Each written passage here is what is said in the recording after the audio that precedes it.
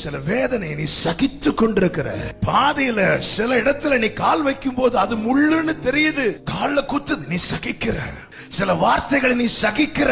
எல்லாரும் தூங்குனதுக்கு அப்புறம் நீயும் தூங்குறது மாதிரி ஆக்ட் பண்ணி நீ நினைச்சு உள்ளம் விரும்பி கொண்டு இருக்கிறது. நம்ம சகிக்கிறது நம்ம சொன்னாதான் மற்றவங்களுக்கு தெரியும். ஆனால் ஆண்டவர் சொல்லுகிறார், என் ஜனத்தின் உபத்திரவத்தை நான் பார்க்கவே பார்த்து, நான் கேட்கவே கேட்டு.